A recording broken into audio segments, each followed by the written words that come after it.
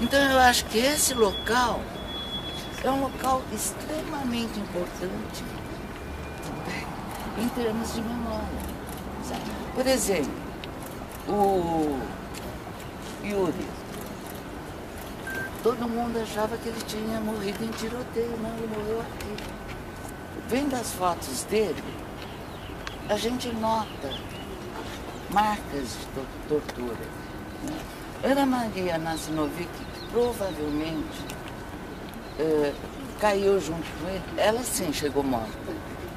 Agora, o Yuri e o Nonato a gente tem um pouco de dúvida. O crioulo, Luiz José da Cunha, ele foi torturado aqui. E nós estamos lá na auditoria militar, no dia que ele morreu, que ele foi assassinado. Então, gente, eu acho que esse pátio aqui é um pátio extremamente importante para a nossa memória. Queria agradecer muito a presença, principalmente do senhor secretário de Segurança, secretário da Cultura. Hoje é um momento, já começaram a perceber que é um momento da maior importância para a história do nosso país. Um momento em que as autoridades de São Paulo comparecem a esse local de tortura para que possa se transformar num memorial que tem um significado de que o que aconteceu aqui não pode mais acontecer nesse país.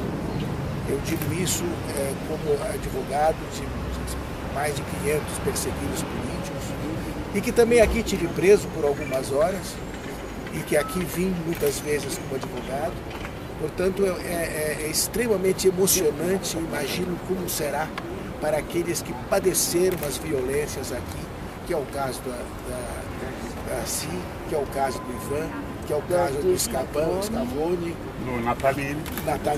Ali ao seu lado. E foram pessoas que aqui estão, o Moa, o Moacir, e que aqui estão para reconhecimento deste local. Estão também 2 peritos que nós convocamos para que fizessem um levantamento de local, para que pudesse instruir o processo na Comissão Nacional da Verdade. Na democracia, é inaceitável que um centro de tortura e de extermínio, que foi isso aqui, pela qual passaram 5 mil, por aí, ou mais. Um número incrível de pessoas mortas, eu acho... Pelo menos 52 pessoas mortas. por baixo. Eu tenho um levantamento aqui, que entre mortos aqui na tortura e executados em ações de rua, chega a 60. Estão aqui os indicados que passaram por aqui. Então, é muito importante e é excelente que 2 secretários de governo estejam aqui, porque essa questão do tombamento desse centro de extermínio é absolutamente necessário. E a Comissão Nacional da Verdade vem somar a Comissão Estadual de São Paulo e a Comissão Municipal para que efetivamente os secretários levem ao governador essa nossa solicitação. Meu colega Zé Carlos Dias esteve com o governador faz poucos dias e é nesse espírito de somar os que já estiveram aqui para que São Paulo possa ter esse lugar de memória. Sem nenhum exagero, talvez esse tenha sido o maior centro de tortura e de extermínio no Brasil durante a ditadura militar. É isso aí. Nós estamos aqui, o doutor Marcelo, representando o Estado, que pediu que nós estivéssemos aqui, acompanhássemos a comissão e, evidentemente, que nós sabemos da importância do ato, do pedido, do pleito formulado, porque uma sociedade que não preserva a sua memória, ela corre o risco de incorrer nos mesmos erros. Então, preservar a memória, cultuar, é reverenciar a cidadania, né, é evoluir, aperfeiçoar a cidadania. E nós estamos aqui para acompanhar esses trabalhos. Sabemos do pleito, existe um procedimento em andamento e nós vamos, evidentemente, encaminhar isso às instâncias depois competentes para decisão, para avaliação deste pedido que é aqui formulado e sobre o qual nós temos ampla sensibilidade, o governador está sensível, é uma questão simplesmente de avaliação no momento oportuno. O governo do Estado de São Paulo tem um papel histórico também nessa luta, né, pela preservação da memória dos perseguidos, seja com a abertura dos arquivos do DOPS, que, como todos nós sabemos, foi o primeiro arquivo aberto aqui no Brasil, totalmente aberto, hoje em dia plenamente, enfim, digitalizado à disposição, e também por meio do Memorial da Resistência, que ocupa lá o andar térreo do antigo edifício sede do DOPS, que também foi o primeiro espaço de memória criado para a preservação das lutas, das memórias dos perseguidos políticos na época da ditadura militar. Então, eu acho que essa sensibilidade que o Dr. Grela mencionou do governo do Estado de São Paulo, quer dizer, já se registrou nessas ações históricas anteriores, vem se desenvolvendo por uma série de atividades e, sem sombra de dúvida, o governador Alckmin, com toda a sensibilidade que ele tem, vai estar muito atento a mais esse pleito que viria, como eu disse, enfim, ampliar essa ação do governo do Estado de São Paulo nessa luta pela preservação dessa memória. Eu fiquei aqui, acho que 1 mês e meio, mais ou menos, em 72, não lembro exatamente a data de entrada e saída, ali, ó, tinha carceragem ali e carceragem aqui. Eu fiquei numa celinha ali que hoje já não existe mais, porque foi reformada. E só quem passou aqui é que pode dizer exatamente do que se trata. Então eu acho que o governador Alckmin, que é uma pessoa sensível, e os seus secretários, eu acho que tem tudo para atender o pedido das comissões, da Comissão Nacional, Estadual, Municipal de São Paulo. E eu acho que é o mínimo que nós podemos fazer pelos brasileiros que, por se oporem ao regime na época, como eu, como o Ivan, como muitos outros estiveram aqui e nós saímos vivos. Né? Um pouco baleados, mas estamos vivos, né? Nós estamos vivos. Mas teve pessoa que perdeu a vida aqui. E não perdeu a vida assim, em luta de rua, em tiroteio de rua, não. Perdeu a vida desarmado, amarrado, pendurado, massacrado, defenestrado aqui dentro, como eu vi. Eu vi e eu sofri. Então, esse memorial é muito importante para a história do país, para o resgate, não só nossa, né, mas da própria vida do povo brasileiro. Eu acho que o governador vai fazer um grande acerto, os senhores que são secretários aqui de segurança da cultura, atendendo o pedido da comissão. A comissão tem agido de uma forma serena, as comissões, né, de uma forma serena, não estamos radicalizando nada, estamos ouvindo com calma, mas a história é muito feia. Então, mostrar um pouco disso ao povo faz bem para lavar a alma do Brasil. É isso que eu queria dizer. Uma coisa eu queria falar, acho que falo em nome das pessoas que passaram por aqui, né? Aqui está presente o Moacir, a Darcy, o Arthur Scavone, o próprio Gilberto Natalini. Esse lugar aqui, ele era um verdadeiro inferno, né? Não só para nós que passamos aqui, que fomos torturados, mas para a população em volta. Porque as salas de tortura, como por exemplo aqui, era exatamente como aquilo ali. Um vitrô separava a sala de tortura onde nós fomos torturados do espaço circundante. As pessoas viam a gente ser torturado, viam ser carregadas, as pessoas por aqui quebradas, né, de tortura. E ouviam dia e noite os gritos de tortura. Não era uma coisa que acontecia em algum período, era o dia inteiro. Trocavam as pessoas e continuava aqueles gritos de horror. Então, em nome do respeito a essas pessoas, isso aqui tem que ser exorcizado quase, tirando essa característica de tortura, porque o que aconteceu aqui, né, foram 50 e poucas mortes que aconteceram aqui, né, em um período do USTRA, que vai ser iniciado o processo aceito pela Justiça no dia 9, 10 e 11, vão ser as primeiras testemunhas de acusação. Aqui era o reino do horror. Então isso daqui não pode ficar parado como se fosse mais um espaço. Para vocês terem uma ideia de como isso é sério, esse prédio da delegacia ele foi descaracterizado, onde eram as celas, onde eram salas de tortura, foi descaracterizado, você não vê nem vestígio. Agora esse prédio aqui, ele está vazio, e vocês não conseguem imaginar por que está vazio. Está vazio porque as pessoas que trabalham aqui ouvem fantasmas, porque sabem da história. É só perguntar para qualquer um dos funcionários daqui da delegacia e eles contam que ouvem gritos, que veem pessoas ensanguentadas passando, porque isso é uma coisa presente, não só para nós que passamos, mas pelas pessoas que estão aqui trabalhando, que sabem dessa história. Aqui morreram pessoas nas salas de tortura, morreram executadas, morreram pessoas que foram trucidadas, basta olhar as fotos que eles mesmos tiravam para justificar a morte. Você pega a foto do meu pai que foi assassinado aqui, está irreconhecível, está totalmente deformado de tanta tortura.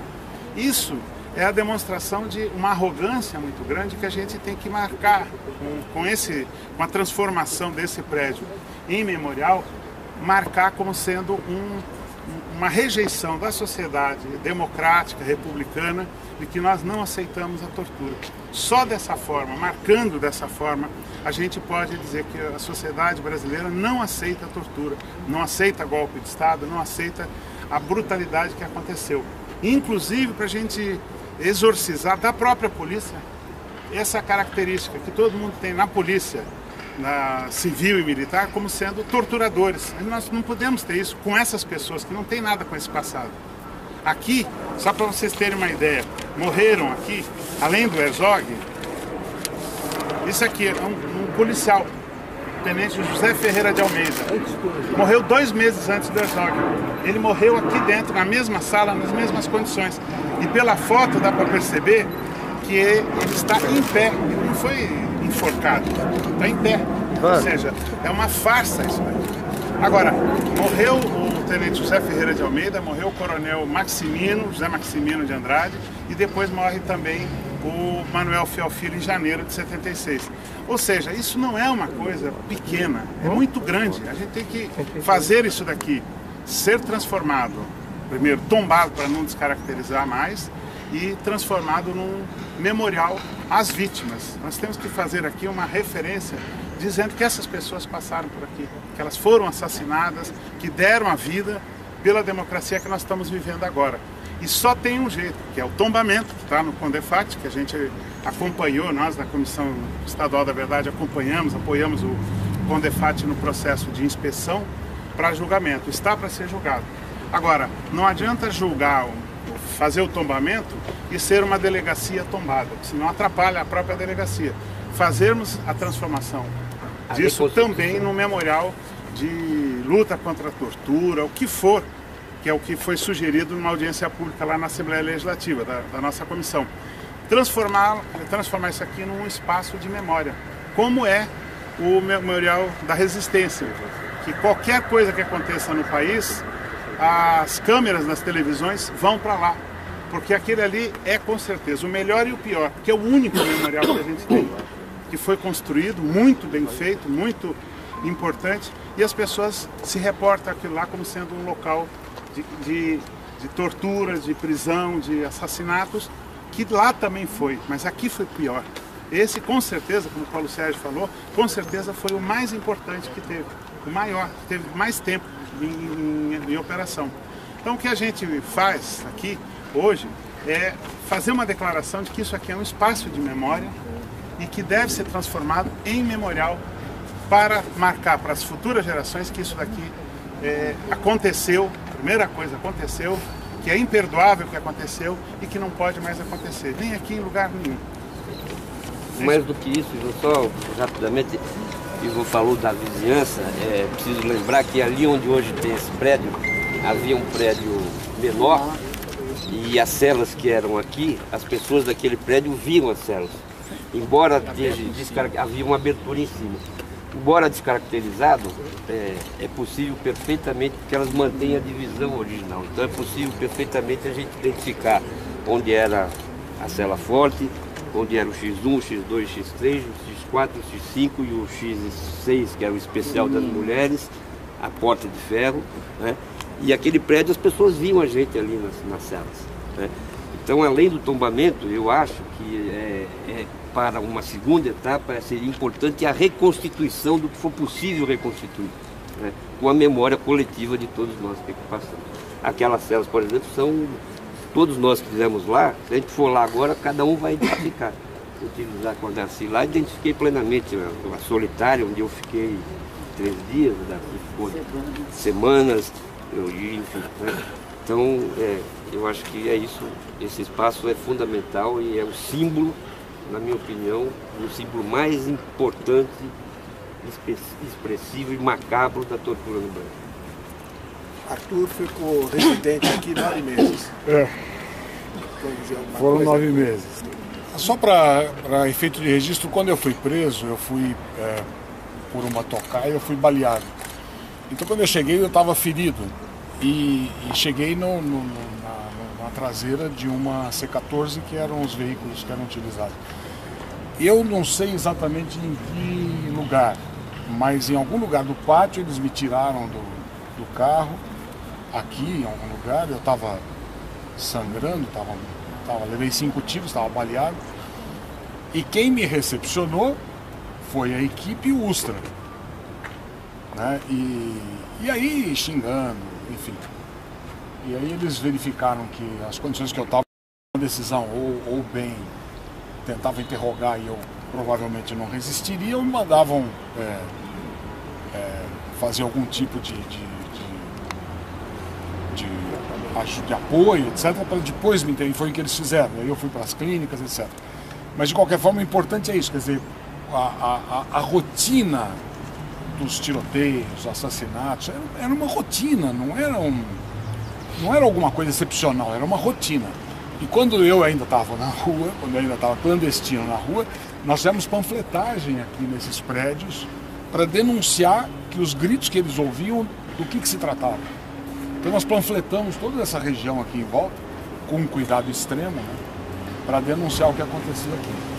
E o último registro para mostrar que o quão era institucionalizado esse processo, acho que esse é um registro importante, é que já depois de 9 meses, eu fiquei depois 5 anos preso. Eu já estava 1 ano e pouco fora na detenção, depois na penitenciária, no Tiradentes. Eu fui chamado aqui novamente, porque o meu processo estava em andamento na justiça militar. Mas uma chamada estranha, porque não houve interrogatório, não havia o que acariar, naquela lógica que presidia o trabalho deles aqui, os procedimentos deles aqui. E eles me deixaram, aí havia uma inversão, nesse período as torturas aconteciam aqui, né? No período inicial eram lá, mas aconteciam aqui. E lá eles começaram, provavelmente porque não tinha isolamento acústico, lá eles preservavam para as pessoas que eles traziam, que já estavam presas e que eles não queriam que soubessem do que estava acontecendo ali. E então eu fiquei numa daquelas salinhas, né? E naquelas salinhas eu vi o Nelson Machado Guimarães, é isso? Ele entrar aqui, desceu, desembarcou, entrou aqui, foi lá para dentro e daí me chamaram. Me chamaram para a mesma sala de tortura, mas ela estava arrumada, estava limpa. E o torturador começou a me perguntar coisas assim que não tinha muito sentido. Mas Betão era o nome de guerra. Betão, mas afinal você fez essas coisas mesmo ou não fez? Eu juntei as coisas. Eu tinha visto o Nelson chegando, o juiz chegando. E eles me fazendo interrogatório civilizado, perguntando se eu confirmava o que eu tinha declarado.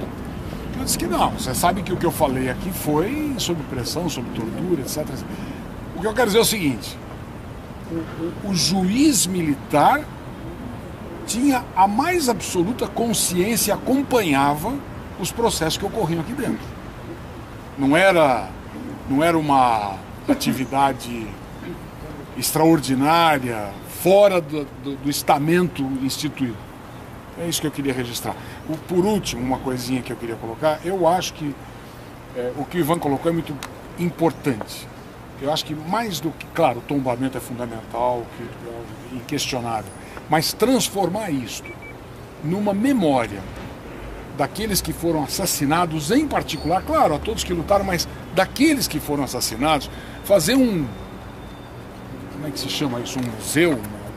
Um memorial que tenha a fotografia e a história de cada um, para que a gente possa, pelo menos, dar àqueles que não conseguiram viver esse momento melhor que nós estamos vivendo hoje no país, com todos os problemas que nós temos, mas com certeza é um momento melhor, a homenagem dos que não conseguiram continuar vivos.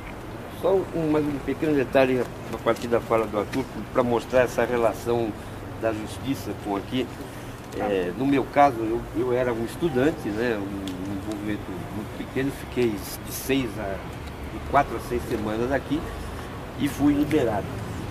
E para mim foi aplicado um regime que existia na época no Código do Processo Penal Militar, chamado menagem, que eu era obrigado a vir na Itália por lá toda semana assinar um livro de presença. E eu fiquei 1 ano fazendo isso. A doutora Rosa, que foi minha advogada, solicitou ao juiz a minha liberação depois de concluído o processo, eu não tinha sido indiciado nem condenado. O juiz determinou que a homenagem fosse suspensa. Quando eu vim aqui, falou: não, isso aqui para nós não vale, você vai continuar vindo aqui assinar até que a gente ache que você não precisa mais. Quem recebia lá na época era o Dulcídio Vanderlei Bosquila, que era um juiz de futebol. Então, mesmo com a decisão do juiz, eu fiquei mais de 1 ano sendo obrigado a semanalmente vir assinar. Eu fui preso político. Eu entrei aqui nesse xadrez aqui do Dorcote no dia 20 de novembro de 70. Eu pertencia à organização VPR e por situações dos companheiros que estiveram presos aqui, em determinado momento um dos companheiros foi obrigado, sob tortura, a indicar o meu nome e onde eu residia. Com uma denúncia, com uma informação que eles passaram a deter, que através da minha pessoa eles teriam condições de encontrar o comando da VPR em São Paulo. E através do comandante da VPR em São Paulo, Yoshitami Fujimori. Depois de 15 dias de torturas diretas, aqui nessas salas de cima, pelas 3 equipes, diariamente, eu tenho 80 depoimentos em 30 dias. 30 dias de tortura, 80 depoimentos. Mas o fato que eu quero registrar é que a tortura, eu tive a oportunidade de ir na Comissão Municipal, na verdade, eu tenho procurado relatar, mas um fato principal que começou a aflorar era a questão do financiamento e todos os membros da repressão, eu vou me referir àqueles que comandavam aqui, em primeiro lugar, o Brilhante Ustra e as 3 equipes que se revezavam nas torturas e nas apreensões, o capitão Albernaz, o delegado Otávio e o delegado José João Vettorazzo. O que eu quero registrar é que no dia 15 de dezembro de 70, alguns aqui conhecem o fato, o Yoshitami Fujimori, que era o comandante da VPR São Paulo, ele foi baleado aqui na Vila Mariana, na Praça Santa Rita de Cássia. Eu estava num xadrez aqui embaixo, outros companheiros da VPR estavam aqui em salas. E a viatura, ela encostou aqui, uma C-14, e eu fui avisado que era para mim colocar uma bermuda, uma camiseta, que eu queria fazer o reconhecimento. Nesse ínterim, eles chamaram 2 militantes da VPR que estavam aqui, o Militante Souza e o Valderi Antunes. Eles desceram e eu fiquei aguardando a minha chamada. Eles verificaram que era efetivamente o Yoshitami baleado, mas que ele estava vivo. Eu fui dispensado dessa verificação. Agora, o fato que eu quero relatar, eu tenho relatado como extremamente grave, não que os outros não sejam graves, qualquer situação. Eu obtive, para a montagem do meu processo de anistia, casualmente, 3 grades de presos no período que eu estive aqui. No período de 20 de novembro de 70 a 19 de dezembro de 70, as grades apontaram mais ou menos 50 presos aqui. Entre os notórios, os estudantes, os arquitetos, os professores, os operários, os estudantes. E aí o que mais eu tenho contido, ou não contei. Agora, em função desse fato de que se revela contundentemente da colaboração dos empresários no pagamento, porque não era um financiamento, pelo que eu percebi aqui, era um pagamento a cada morte importante ou cada prisão importante. O que eu afirmo, porque eu estive aqui, que do dia 5 para o dia 6 de dezembro de 70, houve aqui, no período da noite, uma grande festa.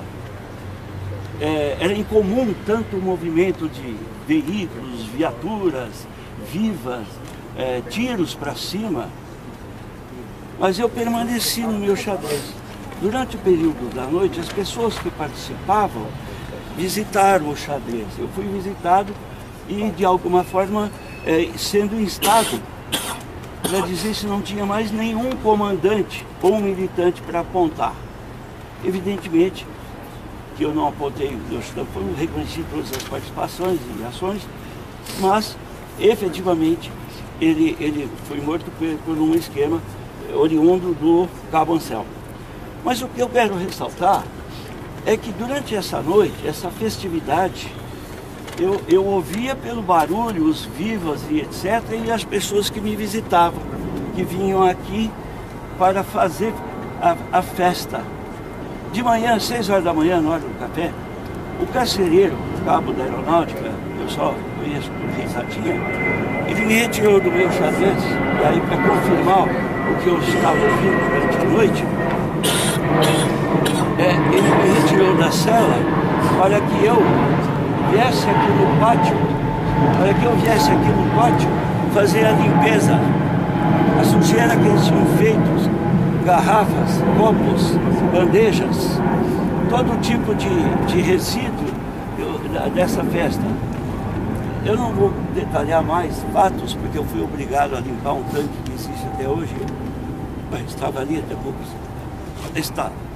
Porque eu não tinha condições de fazer a limpeza, porque eu estava com as mãos machucadas e eu mal me conduzia em pé.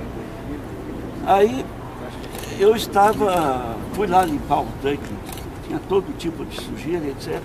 Aí eu me atrevi a perguntar para o carcereiro, mas afinal, que festa foi essa? Não, a festa do seu comandante. E veio muita gente. Eu falei, mas e que movimento foi esse? Ele falou, veio muita gente graúda aqui. Eu falei, mas graúda, coronel, todo mundo. Aí eu falei, mas fazer o quê? Fazer a festa? Não. Ele falou assim, pôs a mão no bolso, até eu recebi o meu. Então eu tive a confirmação que aqueles que estiveram aqui na festa, eles vieram aqui para efetuar os pagamentos a cada um deles que participou naquela época. Eu estou me referindo especificamente à morte do Yoshitami Fujimori.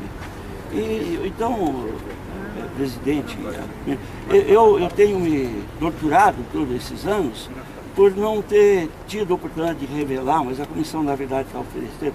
É evidente que tem muitos outros detalhes, mas eu só gostaria de dizer, eles fizeram um puxadinho com uma lona amarela, colocaram umas 20 mesas aqui, e aqui eles fizeram essa grande festa.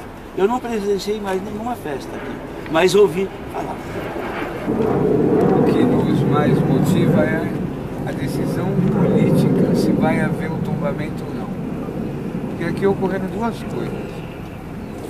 Em 1979, alguns dias antes da votação da lei da anistia pelo Congresso Nacional, o então governador Dr. Paulo Maluf cedeu esse terreno para o Ministério do Exército, através de um decreto, ele chamava de lei.